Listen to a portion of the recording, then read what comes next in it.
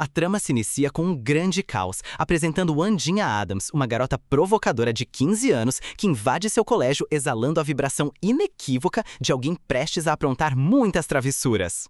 Ela prontamente dá de cara com seu irmão molenga, Pugsley, socado dentro de um armário, a vítima inevitável de uns brutamontes descerebrados. Após resgatar o pirralho patético, ela exige os nomes de seus agressores, mas o cagão está aterrorizado demais para articular uma única sílaba.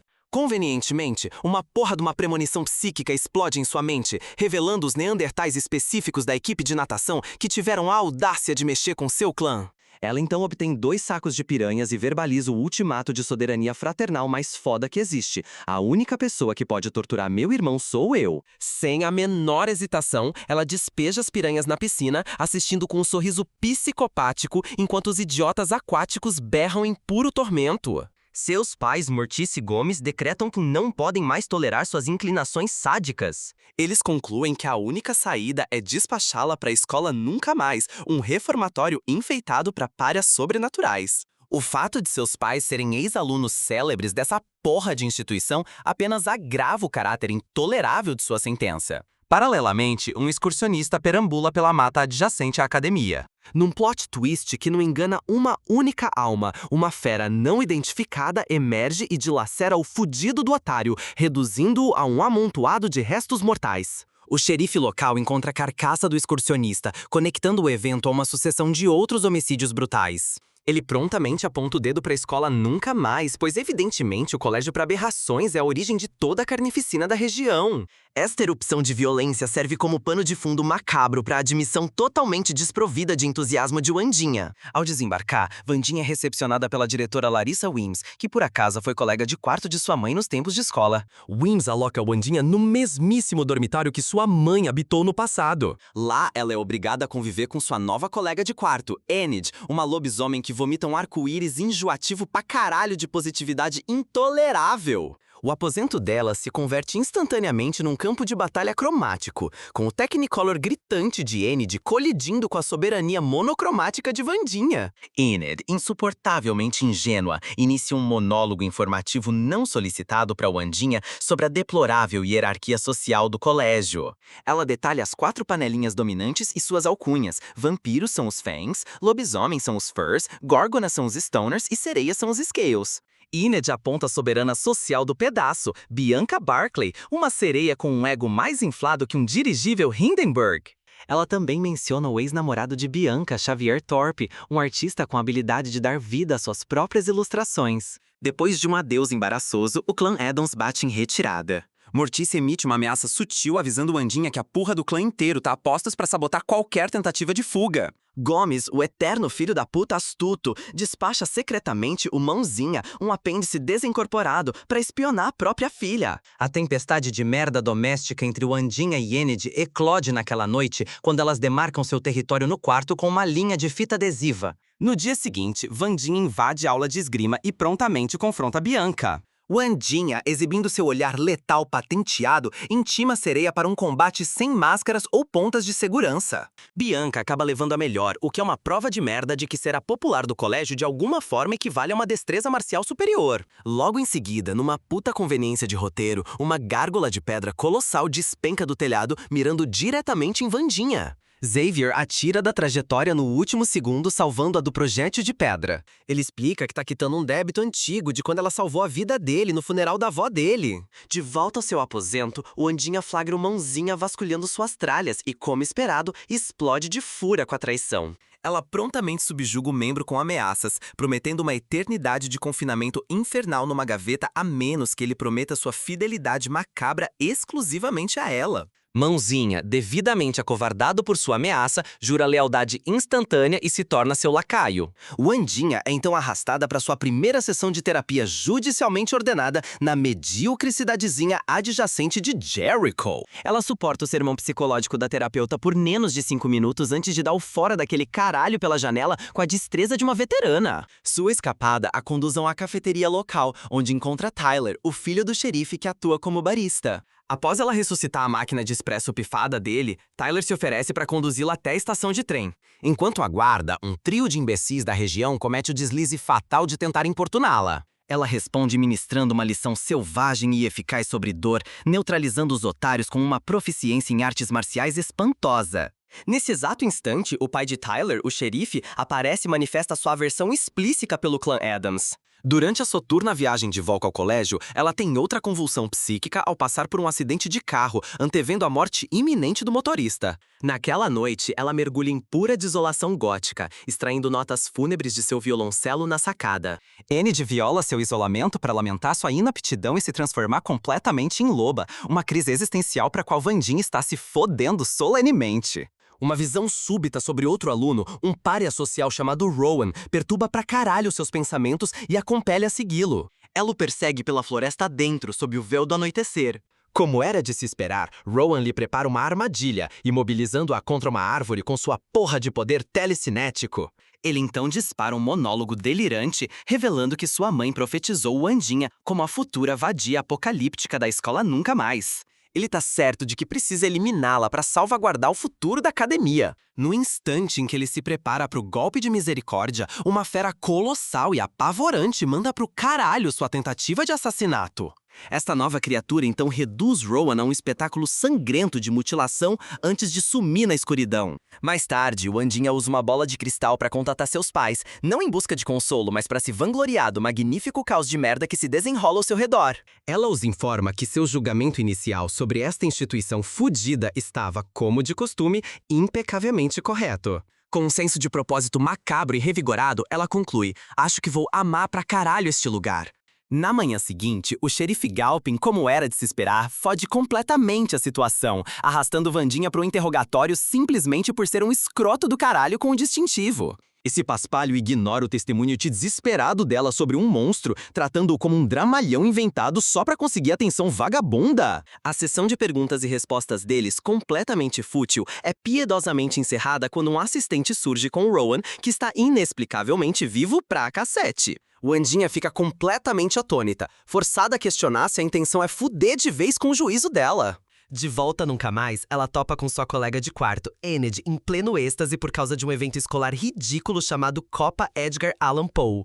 Enid nutre uma fixação doentia por desbancar Bianca, a vadia alfa local, cujos seguidores dominam essa corrida de barcos medíocre por tempo demais. Dando de ombros para a gincana escolar, Wandinha inspeciona o desenho que Rowan entregou e nota uma marca d'água. Ela tenta encontrar o paradeiro de Rowan, mas a diretora Wins a barra com uma desculpa esfarrapada e completamente bosta sobre sua expulsão. Wins, então, com a maior arrogância, revela saber das visões psíquicas de Wandinha, traçando um paralelo simplório com as que sua mãe, Mortícia, vivenciou. A diretora empurra a Wandinha para uma atividade extracurricular e, na sequência, comanda Mãozinha para seguir o rastro do supostamente expulso Rowan. Mãozinha, como parceiro foda e fiel que é, perseguiu Rowan meticulosamente por todo o trajeto até a estação de trem.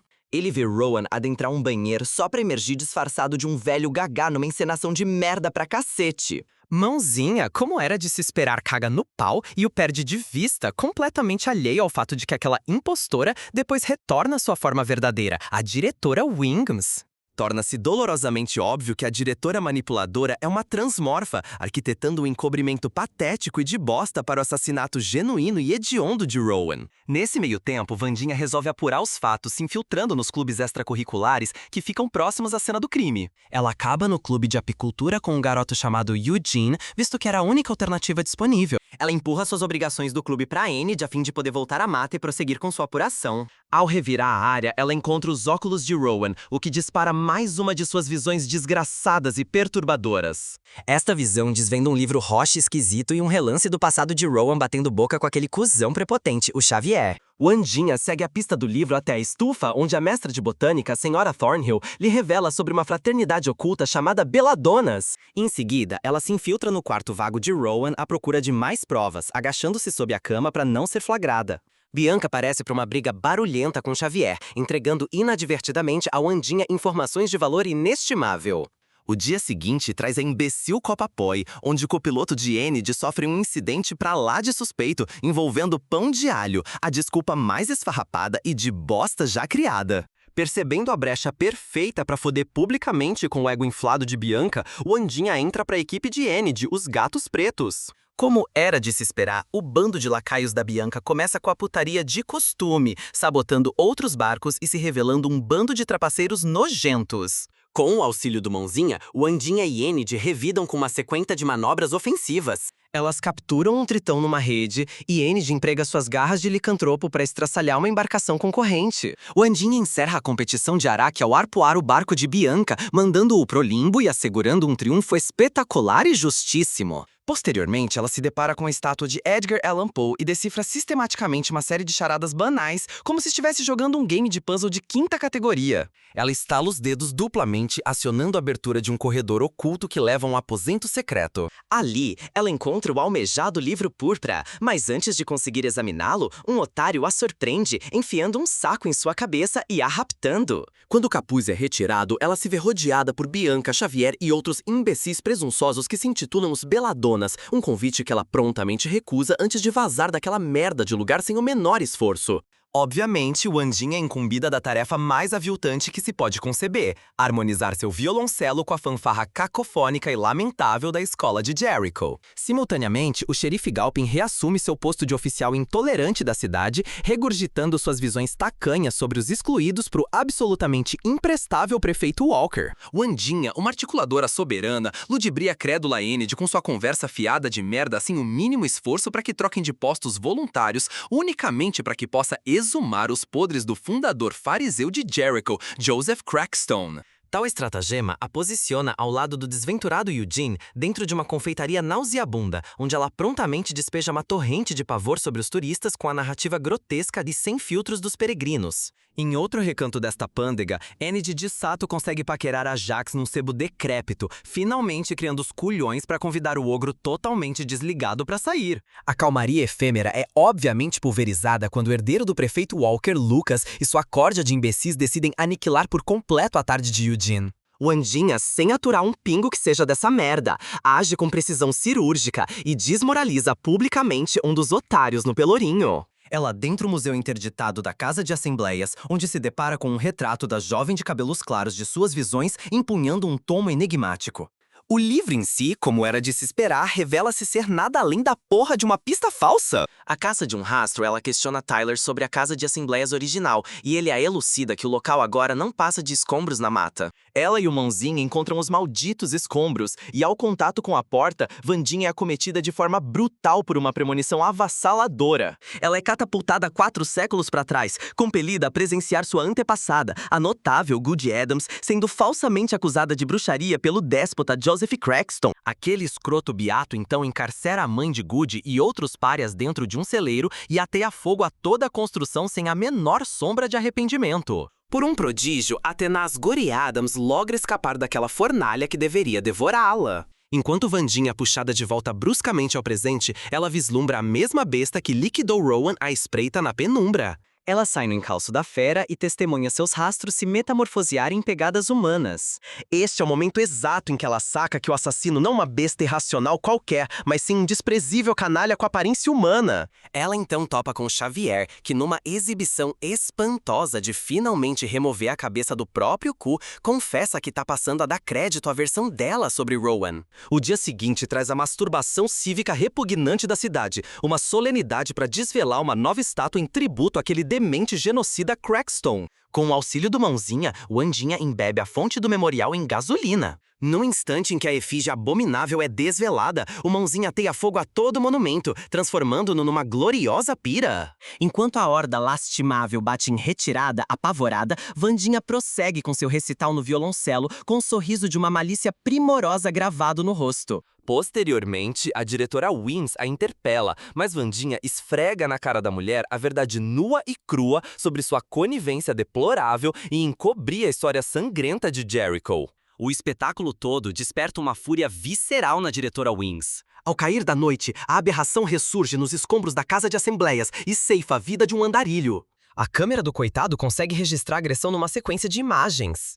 Para arrematar este dia abjeto, o inapto do Ajax comete a cagada monumental de se transformar em pedra antes do encontro, deixando a esplêndida Enid em frangalhos por conta da sua imbecilidade. O Andin e seu anexo grotesco e amputado, o Mãozinha, mergulham de cabeça na bandidagem ao arrombarem o necrotério do legista de Jericho para uma singela profanação de defuntos à noite. A pequena necrófila então conduz sua própria autópsia clandestina no indigente finado, pressupondo corretamente que a polícia local é um antro de imbecis farejadores de donuts. Enquanto Vandinha está com o braço atolado até o cotovelo na caixa torácica de um defunto, o Mãozinha incorpora o larápio de 5 dedos, surrupiando os dossiês de todas as outras vítimas trucidadas pela besta. O Andinha saca num instante que o assassino está coletando sistematicamente um pedaço de cada vítima como troféu. No dia seguinte, o pau no cu artístico e melancólico da academia, Xavier, junta os culhões para convidar o Andinha ao baile Raven, uma escolha de uma estupidez colossal. Para a surpresa de 0 pessoas, ele esnoba brutalmente as cantadas depressivas dele, pois um psicopata assassino está solta e ela não tem saco pra essa porra de fogo no rabo adolescente. Mais tarde, ela invade o ateliê dele e encontra múltiplos esboços que ilustram o monstro com exatidão. Enquanto ela tenta se mandar de fininho, Xavier a interpela, forçando-a a disfarçar a violação de propriedade, convidando por impulso aquele imbecil lamentável pro baile, uma proposta que ele aceita como o gado mor desesperado que de fato é. O Andinha então vai direto ao xerife Galpin com os esboços de Xavier, essencialmente querendo fuder com a vida do moleque ao incriminá-lo com base unicamente em suas ilustrações artísticas mequetrefes. O xerife, por não ter a cabeça totalmente entupida de bosta, admite a semelhança, mas demanda que ela traga alguma prova concreta e palpável pela primeira vez na vida. Nesse meio tempo, Lucas Walker convida Annette para o baile e ela aceita a proposta dele. Logo em seguida, Tyler, o barista, declara sua paixonete pavorosamente sem graça por Vandinha e a convida para o baile, só para ser brutalmente dispensado e parecer um completo imbecil quando ela informa que irá com Xavier.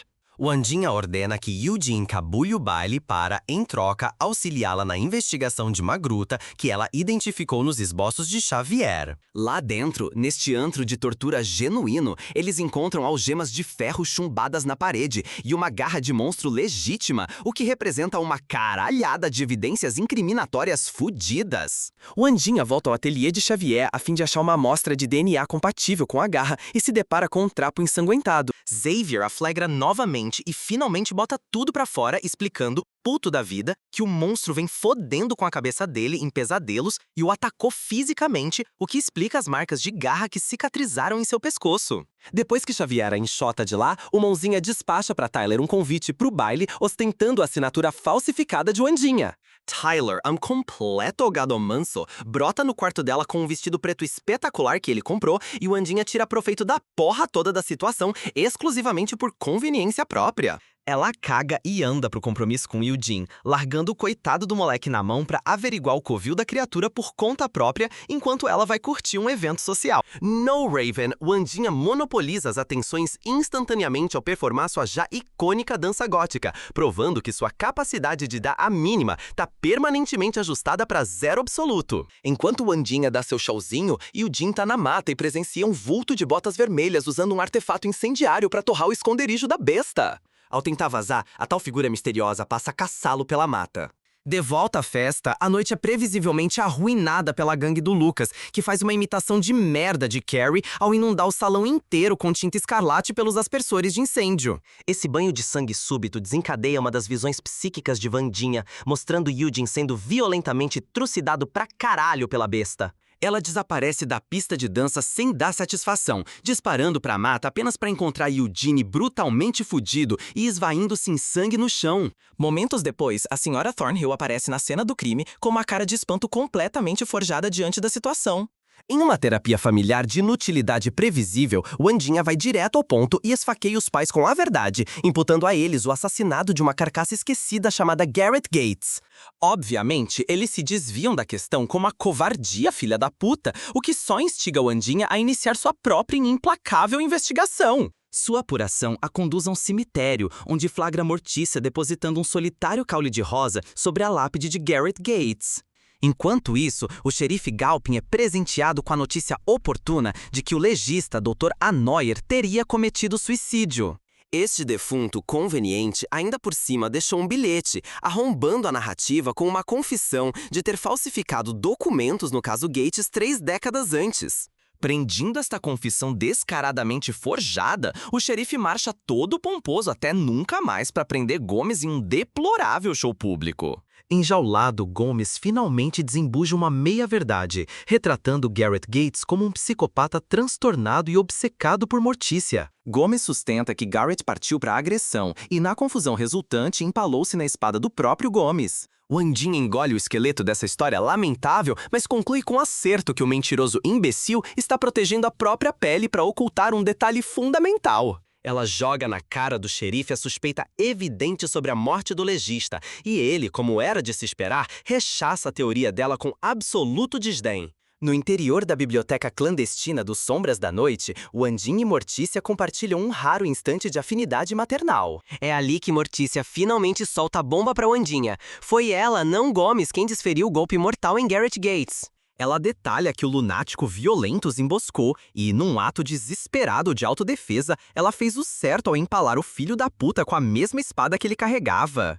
Gomes, interpretando o mártir devotado e estúpido, ferrou a si mesmo como um cordeiro no abatedouro ao levar a culpa para proteger a mulher que ama de uma acusação de assassinato. Mortícia então recorda um pormenor essencial: Garrett espumava pela boca, o que faz Wandinha inferir que ele for envenenado com Belladonna. Isso desencadeia a atividade de confraternização familiar totalmente corriqueira dos Addams, com mãe e filha escavando até o caixão de Garrett em busca de evidências. Seus esforços exumam um dedo amputado e cianótico e, como consequência, ambas são prontamente enfiadas numa cela. Encarcerada, Wandinha é fulminada por uma visão psíquica ao estilo Deus Ex Machina do caralho, que desmascara toda a conspiração de merda. Sua visão revela que o pai desprezível de Garrett tinha mandado o filho pra arruinar a porra toda do baile da escola com um frasco de Belladonna. No meio do seu ataque estabanado, o frasco se partiu no bolso de Garrett, significando que o idiota conseguiu a proeza de se envenenar como um completo babaca no lugar de seus alvos. Tão logo são soltas, elas vão direto ao ponto e encaram o prefeito Walker, o mesmo frouxo invertebrado que servia de xerife naquela época. O prefeito confessa ter abafado o plano de envenenamento para salvar a reputação de merda da cidade e porque o pai endinheirado intolerante de Garrett o segurava pelos colhões com a porra da grana dele. Mortícia, demonstrando poder de verdade, dá um nó na cabeça do prefeito para que ele solte Gomes e emita um pedido de desculpas público e humilhante por sua cagada monumental. Enquanto um quebra-cabeça é resolvido, Wandinha peita a diretora Wins por ser uma transmorfa que acobertou o assassinato de Rowan, um confronto que é subitamente interrompido por uma mensagem flamejante no gramado que diz "choverá fogo". Wandinha empreende uma necromancia histriônica, arrastando a alma para invocar sua ancestral defunta, Goody Adams, em busca de mais uma daquelas profecias enigmáticas do caralho. Obviamente, seu bando de coleguinhas açucarados e nauseantes despejam um vômito de arco-íris sobre este ritual perfeitamente macabro, armando uma patética festa de aniversário surpresa. A imbecilidade coletiva deles culmina na organização dessa desculpa esfarrapada de celebração na cripta de Crackstone, uma demonstração verdadeiramente monumental de inaptidão tática. Seu toque em um altar detona instantaneamente uma visão psíquica. A figura translúcida de Goody se materializa para proclamar o retorno indesejado daquela nódoa puritana de bosta chamada Joseph Crackstone. O espectro elucida que Wandinha precisa encontrar a propriedade de sua visão, porém não oferece absolutamente nenhuma diretriz específica sobre como localizá-la, provando-se perfeitamente inútil. Na manhã seguinte, Wandinha esboça os portões de sua visão para dar início à sua caçada. Paralelamente, a investigação do prefeito Walker descobre que a irmã de Garrett Gates, Laurel, sumiu após um pretenso afogamento do qual nenhum cadáver emergiu. Ele então recebe uma pista sobre luzes e movimentação suspeita na desolada propriedade da família Gates. Wandinha exibe seu rabisco amador para Xavier, o artista taciturno que o reconhece de imediato como a mansão Gates, porque o enredo demanda essa conveniência absurda. Ela se infiltra na mansão decrépita para investigar e constata que o prefeito Walker já se encontra lá, remexendo o lugar. Ao invés de agir como um ser humano racional, ela executa uma manobra de espionagem patética e se esgueira para dentro do porta-malas do veículo dele. O prefeito segue até um café para se encontrar com o xerife, mas um Cadillac azul surge do mais completo vácuo, puta que pariu, e o atinge violentamente no meio da rua. Enquanto o prefeito é levado às pressas para a emergência, a diretora Wims finalmente anula as permissões de Wandinha na cidade por ela ser uma completa calamidade ambulante. Inabalável, na manhã seguinte ela engabela o irremediavelmente crédulo Tyler para um encontro fajuto, avacalhando com as emoções dele como um pretexto descarado para alimentar sua obsessão. Na sequência, ela pulveriza por completo a confiança do rapaz ao arrastar tanto ele quanto a invariavelmente leal Ennis pra porra daquela perigosa mansão Gates. Lá, eles localizam o Cadillac azul que abalroou o prefeito, atestando que o incidente foi um atentado premeditado. Eles também descobrem um altar oculto de bajulação dedicado àquele fanático hipócrita, Joseph Craxton, o que eleva a bizarrice da situação a outro nível. Eles idiotamente se separam qual vítimas débeis em um filme de terror de quinta categoria e a perspicaz Enid descobre um cômodo que, evidentemente, ainda está ocupado. Wandinha depara-se com uma caixa de música ostentando as iniciais LG, uma pista ofensivamente óbvia que remete, claro, à vivíssima Laurel Gates. Subitamente, Tyler guincha como uma putinha apavorada no momento em que o monstro real surge, forçando as garotas, infinitamente mais capazes, a dispararem pro porão. Lá embaixo, na penumbra asfixiante, elas se deparam com um acervo grotesco pra caralho de membros mutilados das vítimas anteriores da criatura. Após fugirem da residência, elas encontram Tyler ileso, porém com arranhões evidentes no peito. Xerife Galpin furioso os localiza e, com toda a justiça, veta Wandinha de infernizar a vida do filho dele outra vez, uma determinação que atende aos interesses de todos. Quando as autoridades regressam à mansão Gates, constatam que o local foi completamente esvaziado de qualquer vestígio. De volta nunca mais, uma Enid justificadamente farta finalmente arruma suas coisas e dá o fora, por ter atingido o limite com a escrotidão tóxica e egocêntrica de Wandinha. Enquanto a cidade se entrega a uma pantomima desprezível para o prefeito Walker, Wandinha ignora a encenação para avistar um vulto à espreita na floresta. Ela persegue a criatura furtiva, apenas para descobrir que se trata do seu desastroso tio Fester, que parece ter emergido de uma vala comum. Em vez de uma estadia minimamente decente, ela previsivelmente o atira no apiário de Eugene, porque a lógica da família Addams é uma zona caótica do caralho. Fester, com sua característica especialidade macabra, imediatamente diagnostica o monstro como um Hyde, uma criatura patética trazida à vida com a psique fudida por algum titereiro manipulador.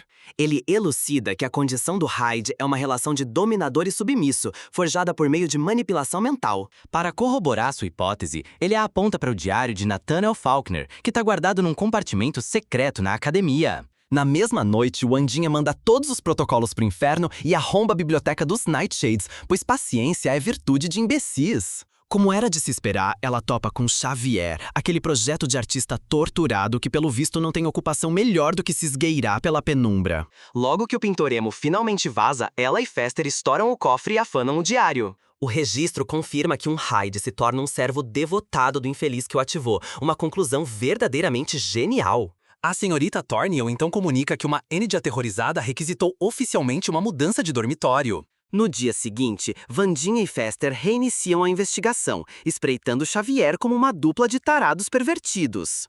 Eles o flagram na floresta em uma reunião com sua terapeuta, a Dra. Kingbot, o que leva Wandinha a conceber uma hipótese instantânea. Ela chega à conclusão totalmente sortada de que a Dra. Kingbot é a mestra do Hyde, tendo controlado mentalmente desde o início. Movida por uma total insensatez, ela dispara para o café a fim de despejar essa conjectura infundada sobre Tyler, que engole tudo como um cachorrinho adestrado. Mais tarde, ela inexplicavelmente concorda com um encontro com Tyler, selecionando a cripta de Craxton porque seu senso romântico tá totalmente fudido. Enquanto os dois se engajam em seu flerte macabro, algum invasor revira a porra toda do quarto dela e surrupia o diário crucial. Pra completar essa catástrofe total, eles encontram o fiel Mãozinha cravado na parede com uma punhalada fudida, marcando uma intensificação genuinamente perversa. Wandinha pega a mão quase morta e voa com ela pra Fester, que de alguma maneira a reanima com sua peculiar putaria elétrica. Ela então irrompe na sala da diretora Wims, coagindo a mulher a finalmente admitir que Hydes foram expulsos de Nunca Mais há décadas por serem criaturas de merda indomáveis.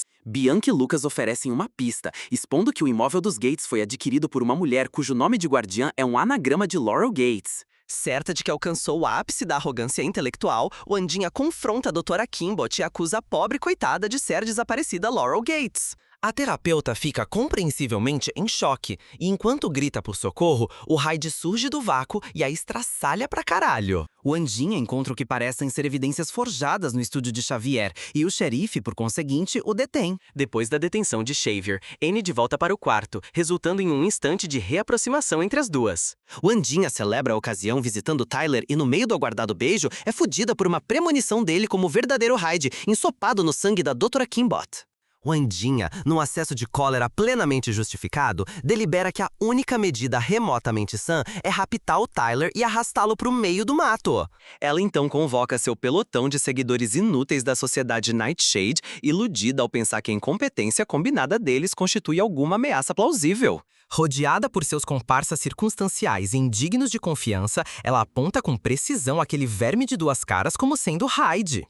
Como era previsível, o Tyler assume a pose de santo imaculado, vomitando negativas com uma expressão que praticamente clama por um murro. Esgotada a paciência, o Andinha apela para sua manobra habitual de atormentar o embusteiro até que ele cuspa a verdade.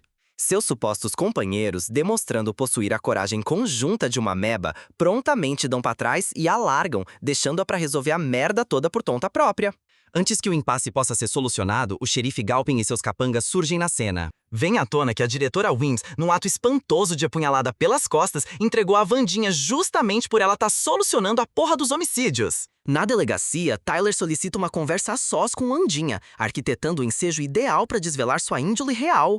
De imediato, o psicopata do caralho larga a farsa de coitadinho sofredor e confessa cada pormenor mais repugnante. O verme desprezível então a instiga, vangloriando-se de seus assassinatos e articulando intimidações totalmente ocas. Como consequência direta desse puteiro todo, a diretora Winx bane o Andinha da academia, castigando o único cérebro capaz de decifrar o mistério. O Andinha tem uma despedida espantosamente decente com Enid, um lapso incomum de humanidade que demonstra que são parceiras do caralho, dispostas a ir até o inferno uma pela outra. Ela em seguida vai ver Eugene, que despertou no hospital após ter sido emboscado pela fera. Eugene desvenda uma informação vital que ninguém mais percebera. Ele avistou um indivíduo de coturnos vermelhos vandalizando a gruta. A derradeira peça fudida do enigma se assenta e o Andinha aponta a supostamente inócua senhora Thornhill como a real mentora. O Andinha retorna marchando possessa para nunca mais, encarando a cadela manipuladora em sua própria estufa e expondo-a como Laurel Gates. A máscara de santinha da Laurel se desfaz no mesmo instante em que Tyler surge para corroborar que ele é nada mais que sua marionete homicida de miolos fodidos. Contudo, numa genial virada de mesa estilo foda-se, a silhueta se revela ser a diretora Wims, que tinha se transfigurado em Tyler com perfeição. Apesar da manobra ter sido absurdamente audaciosa, a acuada Laurel reage com um golpe de vadia e crueldade ímpar, liquidando Wims com uma dose letal de beladona. A megera psicopata então nocauteia o Andinha antes que ela consiga sequer assimilar que Wims acabara de molar a própria vida por ela. O Andinha desperta, como era de se prever, agrilhoada na cripta de Crackstone, como se fosse apenas mais uma porra de dia corriqueiro. Laurel Gates então desfia um monólogo pormenorizando seu esquema complexo para reanimar seu antepassado.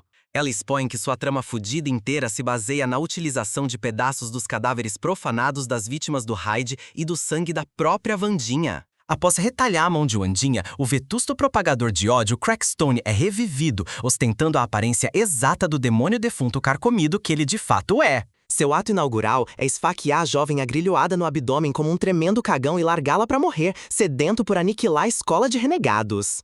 Enquanto Wandinha definha, o espectro de sua antepassada, Goody Adams, se manifesta para sanar seus ferimentos e desvendar o único ponto vulnerável de Crackstone. No momento em que Wandinha encara Crackstone, Tyler a investe em sua forma de Hyde, porém Enid se converte em lobisomem para proteger sua parceira. Enquanto Enid tá tarefada abrindo um cu novo no Hyde, Bianca com oportunismo perfura Crackstone pelas costas, criando uma brecha decisiva para Wandinha. Wandinha então enterra um estilhaço de lâmina direto em seu coração pútrido, reduzindo o déspota ancestral a uma nuvem de cinzas. Concluído o confronto principal, Laurel tenta uma cartada final desesperada com uma pistola, mas é prontamente subjugada por Eugene e seu enxame. O episódio se encerra com Wandinha ganhando um celular, sendo alvo de uma mensagem de texto anônima e intimidadora e com uma cena derradeira que revela Tyler se metamorfoseando no Hyde novamente.